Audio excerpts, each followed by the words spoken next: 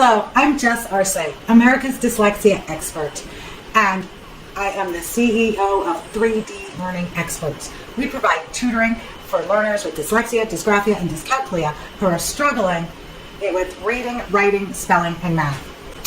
And today, I want to bust the myth about dyslexic people being stupid and needing remedial classes. Today's about schools often putting kids with dyslexia in remedial reading classes or special ed classes that are teaching the kids the same exact way that the regular class teaches it, but slower or in a smaller group setting. That doesn't help. My daughter had one-on-one tutoring with a teacher for 3 years. 3 years. It didn't make a bit of difference because she didn't need to be taught the same information the same way in a smaller setting. She needed to be taught the information in a different way. Dyslexic people need to be taught using an Orton-Gillingham program. That's it. That's the only thing that they need that makes a difference. Today, there are a lot of Orton-Gillingham based programs available for our kids. Back in the 1930s, Dr. Orton got together with Dr. Gillingham, and the two of them came up with a program that worked for dyslexic people back in the 30s. Yes, 1930s, 90 years ago. So most people don't realize that we have known what dyslexia is for that long. People would say, oh, well, I went to school in the 80s. They didn't know what dyslexia was. That is untrue.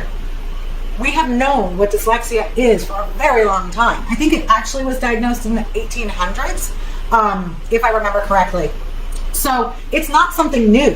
It's just something that's been pushed under the rug for years. And if educators don't know what dyslexia is, they can't help the learners with their challenges. So the key is not smaller groups. It's the way that they are taught that will make a difference for our children to be able to successfully learn. My daughter was 12 years old when she finally started getting Orton-Gillingham based help. And that was when she finally started to be able to know what vowel to use to spell words. And she finally started to read.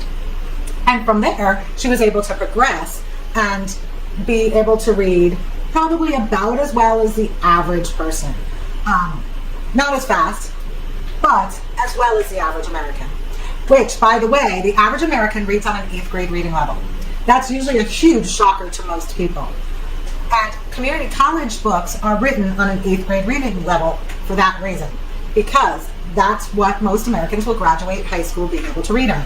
University level books are written at an 11th grade level. Anyway, I hope you found this helpful. And if you did, and you want to learn more, 1, you can watch some of my other videos, and 2, you can schedule a consultation call with me to learn more about our program and see if it's a good fit for your family.